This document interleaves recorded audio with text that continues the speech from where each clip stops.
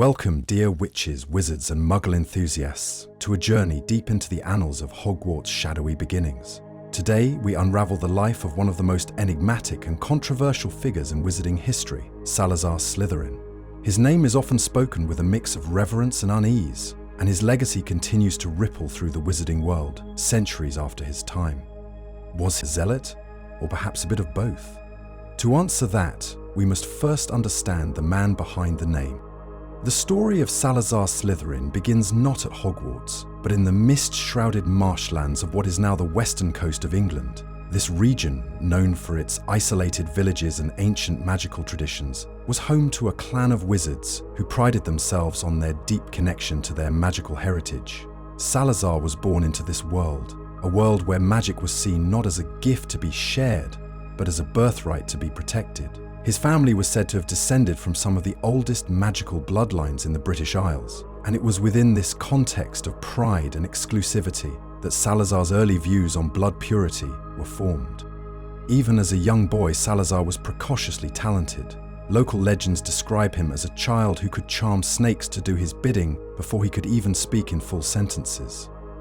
Parseltongue, the rare and feared ability to communicate with serpents, marked him as someone exceptional, even among his own family.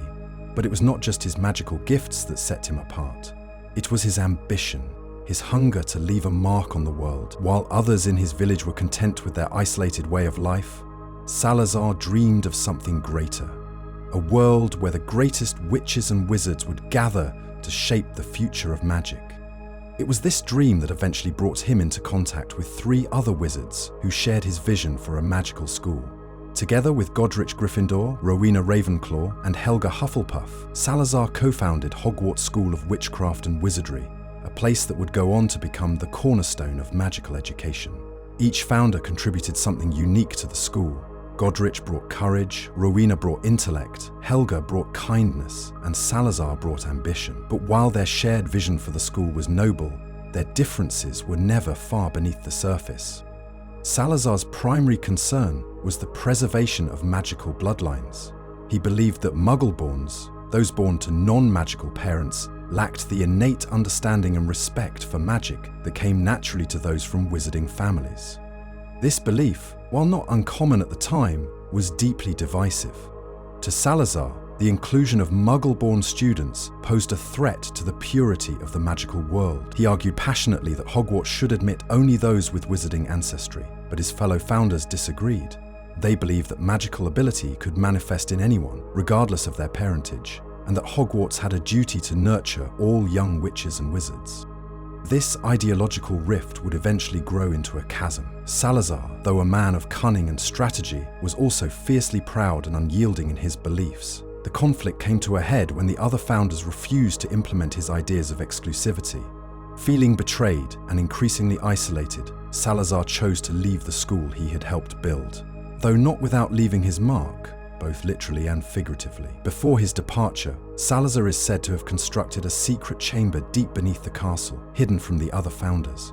This chamber, known today as the Chamber of Secrets, would house his final legacy, a deadly creature that could one day be unleashed to rid Hogwarts of those Salazar deemed unworthy. But Salazar Slytherin's story does not end with his departure from Hogwarts. His name would go on to become synonymous with ambition, cunning, and a relentless drive to achieve greatness, qualities that he valued above all else and that continue to define the house that bears his name. And yet, his legacy is far more complex than the caricature of a villainous founder. Salazar was in many ways a product of his time, a man shaped by fear, pride, and an unwavering belief in his own vision for the wizarding world. Salazar Slytherin's departure from Hogwarts marked the end of an era for the castle's founders, but it was far from the end of his influence. Though his contemporaries, Gryffindor, Ravenclaw, and Hufflepuff, worked tirelessly to carry on their shared dream of an inclusive magical school, the seeds of Salazar's beliefs had already been sown, buried deep within Hogwarts, both metaphorically and quite literally. We must now turn our attention to Salazar's most infamous legacy, the Chamber of Secrets. According to legend, Salazar constructed the chamber in secret, weaving powerful enchantments to ensure that no one but his true heir would ever be able to access it. Within its depths, he placed a monster, a basilisk, the king of serpents. The basilisk, bred through dark magic and capable of killing with a single glance, was the ultimate weapon to enforce his vision of a pure Hogwarts. Its existence embodied Salazar's belief that the school needed a safeguard against what he perceived as the dilution of magical bloodlines. The chamber's secrecy is remarkable when you consider the magical brilliance of Hogwarts' other founders. That Salazar managed to construct such an intricate and dangerous hidden chamber beneath their very noses speaks volumes of his cunning and mastery of magic. Even Rowena Ravenclaw, known for her unmatched intellect, never discovered its location. There are whispers that Salazar used his Parseltongue ability to bind the chamber's defenses so tightly that only someone sharing his gift could ever find and open it. It is this level of forethought and precision that has cemented Salazar as a figure both feared and admired within magical history. For centuries, the Chamber of Secrets remained a legend, dismissed by many as mere myth. Yet, like all great legends, it contained a kernel of truth. While Salazar's fellow founders tried to erase his darker beliefs from Hogwarts culture, the Chamber's existence became a spectre that loomed over the school. It whispered through generations of Slytherin students, many of whom were drawn to Salazar's ideals. Though not all Slytherins embraced his extreme views, the association between their house and Salazar's belief in blood purity persisted, creating a divide between Slytherins and students from other houses. The most famous of Salazar's heirs, and the one who finally unlocked the Chamber of Secrets, was of course Tom Marvolo Riddle, better known as Lord Voldemort. Riddle's discovery of the chamber during his time as a student in the 1940s reignited the terror Salazar had envisioned centuries earlier. Under Riddle's control, the basilisk claimed the life of a Muggle-born student, Myrtle Warren, whose ghost would go on to haunt the girls' bathroom near the chamber's entrance. What is fascinating about this chapter of history is how closely Riddle's actions mirrored Salazar's intentions. In many ways, Voldemort represented the full realization of Salazar's ideology, a wizard obsessed with power, purity, and control. But there was a critical difference between the two. Salazar's beliefs, though undoubtedly prejudiced and harmful, were rooted in fear. Fear that the magical world would be overrun or misunderstood by non-magical forces. Voldemort, on the other hand, twisted these beliefs into something far darker, driven not by fear but by a ruthless hunger for domination. This raises an interesting question. Did Salazar Slytherin ever imagine his ideology would inspire someone like Voldemort? Or would he have recoiled at the thought of his beliefs being used to justify such widespread terror? It's worth noting that while Salazar was undoubtedly ambitious and exclusive in his thinking, there is no evidence to suggest he ever sought the kind of violence and tyranny that Voldemort later unleashed. In fact, many scholars believe that Salazar's true aim was to protect the magical community, not destroy it. His departure from Hogwarts, though dramatic, was not marked by violence. Instead, it was a retreat, a choice to remove himself from a situation where he felt his values were no longer welcome. The Chamber of Secrets also represents another fascinating layer of Salazar's character, his obsession with legacy. By creating a hidden chamber that only his heir could access, Salazar ensured that his influence would endure long after his death. It is both a testament to his brilliance and a reminder of his hubris. The chamber's very existence suggests a man who could not bear the thought of being forgotten, who sought to carve his ideals into the very stones of Hogwarts itself. But was Salazar's legacy purely one of darkness? Not entirely. The house that bears his name, Slytherin, has produced witches and wizards of extraordinary talent, many of whom use their ambition and cunning for good. From Horace Slughorn, a brilliant potion master and mentor, to Severus Snape, whose courage and loyalty ultimately helped defeat Voldemort, Slytherin House has proven time and again that Salazar's values are not inherently evil. Ambition, resourcefulness, and determination are traits that can be wielded for both light and dark purposes. Perhaps Salazar's greatest tragedy is that his name has become so closely associated with the latter. To fully understand Salazar Slytherin, we must look beyond the Chamber of Secrets and his infamous legacy of blood purity. Like all historical figures, Salazar was a complex man, a product of his time, his upbringing, and his relationships. For every story that casts him as a villain, there is another that speaks to his brilliance, his vision, and even his humanity. Who was Salazar Slytherin when he wasn't a founder, a Parselmouth, or a symbol of ambition? A demon? To answer this, we must explore his relationships with the other founders and the mysterious final years of his life. It is often forgotten that Salazar and Godric's Gryffindor were once the closest of friends. Their bond, forged long before the founding of Hogwarts, is said to have been built on mutual respect and a shared dream of uniting the brightest magical minds. Salazar admired Godric's bravery, while Godric respected Salazar's intellect and drive. The two men were equals, each possessing traits that complemented them. Together they envisioned a school that would be a beacon of magical learning, a sanctuary where young witches and wizards could develop their talents away from the prying eyes of muggles. But as the years went by, cracks began to form in their friendship. Godric, with his unshakable sense of justice, was deeply opposed to Salazar's views on blood purity. He believed that magical ability was a gift that could appear in any family, regardless of heritage. Salazar, on the other hand, feared that admitting Muggle-born students would lead to the erosion of magical traditions, and worse, expose the wizarding world to danger. These ideological differences grew into fierce arguments, and while the other founders tried to mediate, it was clear that the rift between Salazar and Godric could not be healed. Rowena Ravenclaw, too, shared a complicated relationship with Salazar. The two were intellectual equals, and many accounts suggest that Rowena admired Salazar's cunning and his ability to think several steps ahead. They often worked together on magical innovations, including some of the enchantments that still protect Hogwarts to this day. Yet Rowena was also pragmatic, and she saw the flaws in Salazar's worldview. She is said to have tried to reason with him, appealing to his sense of logic rather than emotion. But even her brilliant mind could not sway him. Still, there is evidence to suggest that she held a degree of sympathy for Salazar. In her later years, Rowena reportedly described him as a man burdened by his own convictions, a phrase that hints at the internal conflict he may have carried. Helga Hufflepuff, meanwhile, stood as a voice of quiet opposition to Salazar. Known for her kindness and acceptance, Helga was the most vocal supporter of admitting Muggle-born students to Hogwarts. She believed that magic was a universal gift and that the school had a responsibility to nurture every child who possessed it, regardless of their background. Despite their differences, Helga and Salazar are said to have maintained a mutual respect for one another. Some even speculate that Helga's unwavering kindness may have been one of the reasons Salazar chose to leave Hogwarts peacefully, rather than engage in a bitter fight for control. So, why did Salazar ultimately leave? The answer lies in his pride. Salazar was a man who valued loyalty and respect, and he felt betrayed when the other founders refused to adopt his vision for Hogwarts. The final confrontation is said to have been particularly heated, with Godric Gryffindor challenging Salazar directly, accusing him of putting his personal prejudices above the good of the school.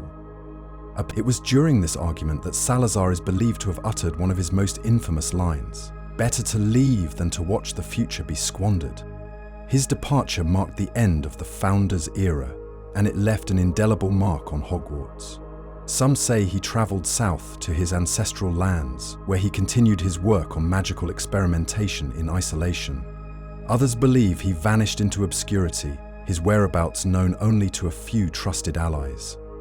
What is certain, however, is that Salazar Slytherin was never seen at Hogwarts again. Yet his name lived on, etched into the school's very foundations, and passed down through the generations of witches and wizards who carried the Slytherin name. Interestingly, there are scattered references in magical records that suggest Salazar may have regretted his decision to leave. In one account, a wandering witch from Scotland claimed to have encountered an older, weary Salazar in his final years. According to her story, Salazar expressed a deep longing for the camaraderie he once shared with the other founders, and a sense of loss over the vision they had created together. Whether this account is true remains a matter of debate, but it paints a poignant picture of a man torn between his beliefs and his heart. Salazar's death is shrouded in mystery, though many believe he passed away in solitude, far from the world he had once sought to shape. His final resting place, like much of his life, is cloaked in secrecy. Some historians speculate that he left behind powerful magical artifacts, much like Rowena's diadem or Helga's cup. But if such relics exist, they have yet to be discovered. But even in death, Salazar Slytherin's influence has remained a defining feature of the wizarding world. Unlike his fellow founders, whose legacies are largely associated with the virtues they embodied, courage, wisdom, and kindness, Salazar's name has become inseparably linked with controversy, division, and ambition. But to fully understand the legacy he left behind, we must explore not only the ways his beliefs shaped Hogwarts, but also the ways his story continues to challenge the magical community's understanding of itself. Let us begin with the most enduring symbol of Salazar Slytherin's legacy, Slytherin House. Of the 4 Hogwarts houses, none is as polarizing as Slytherin. To some, it represents the pinnacle of ambition, resourcefulness, and leadership. To others, it is a breeding ground for arrogance, prejudice, and dark wizardry. The truth, of course, lies somewhere in between. Salazar himself prized traits that could lead to greatness, but that, left unchecked, could also lead to ruin. His belief in ambition as a virtue reflected his own life. After all, he was a man who dared to challenge the norms of his time and carve out a space for his ideals. Yet ambition without moral grounding can easily descend into selfishness and cruelty, as many of the darker figures in wizarding history have shown. Over the centuries, the stigma surrounding Slytherin House has deepened, fueled by its association with some of the most infamous dark wizards in history. Not only was Lord Voldemort a Slytherin, but so were many of his most loyal Death Eaters, including Lucius Malfoy, Bellatrix Lestrange, and Severus Snape, though Snape, as we know, ultimately redeemed himself. This pattern has led many to view Slytherin as a house that fosters darkness. However, such a simplistic view does a disservice to the many Slytherins who have used their ambition and cunning for good. Figures like Horace Slughorn, who nurtured the talents of countless witches and wizards, and Andromeda Tonks, who defied her family's pureblood fanaticism, serve as reminders that the traits Salazar valued are not inherently evil. It is also worth noting that Salazar's belief in blood purity, while undeniably prejudiced, must be understood within the historical context of his time. In the early medieval period, when Salazar lived, wizards and witches faced constant threats from Muggles. Witch hunts, fear, and persecution were rampant, and magical families often went to great lengths to conceal their abilities. Salazar believed that the survival of the wizarding world depended on keeping it separate from Muggle society.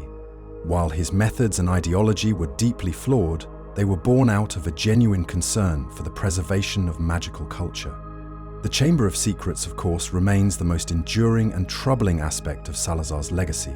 For centuries, it was a shadowy legend, a ghost story passed down among Hogwarts students. Its rediscovery by Tom Riddle in the mid-20th century and the subsequent terror unleashed by the basilisk only cemented Salazar's reputation as a dark and divisive figure. However, it is worth asking whether Salazar ever intended for the chamber to be used in such a manner. The secrecy of its design and the fact that only his true heir could access it suggests that Salazar envisioned it as a failsafe, a last resort to protect Hogwarts from what he perceived as a threat rather than as a weapon to be wielded indiscriminately. This nuance complicates the narrative surrounding Salazar and raises questions about how his intentions have been distorted over time. Another fascinating dimension of Salazar's legacy is the way he continues to challenge the wizarding world to confront its own biases. His ideology, while extreme, forces us to reckon with questions of heritage, inclusion, and the dangers of prejudice. In many ways, Salazar serves as a cautionary figure, a reminder of how fear and pride can lead even the most brilliant minds astray. Yet his story also highlights the importance of understanding and context. Salazar was not simply a villain. He was a man shaped by his experiences, his values, and the era in which he lived. In the modern era, Slytherin House has begun to shed some of the stigma attached to it, thanks in large part to individuals like Albus Potter and Scorpius Malfoy, whose friendship in the years following the Second Wizarding War helped bridge the gap between houses. This new generation of Slytherins embraces the best aspects of Salazar's vision, ambition, determination, and resourcefulness, while rejecting the prejudices that once defined it.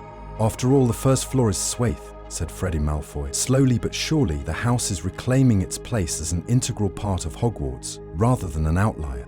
As we conclude our exploration of Salazar Slytherin, we are left with a portrait of a man who was as brilliant as he was flawed. He was a dreamer and a builder, a man who helped lay the foundation for one of the greatest institutions in magical history. Yet he was also a man whose fears and pride led him down a path of isolation and division. His legacy, like that of any great historical figure, is neither wholly good nor wholly bad. Instead, it is a reflection of the complexities of human nature, a reminder that even the most noble intentions can be clouded by prejudice, and even the most divisive figures can leave behind a legacy worth examining. Salazar Slytherin's story is not just the story of a founder. It is the story of a man whose choices and beliefs continue to shape the wizarding world to this day. Whether we view him as a visionary, a villain, or something in between, one thing is certain: his name will never be forgotten, and perhaps, in the end, that is exactly what Salazar Slytherin wanted.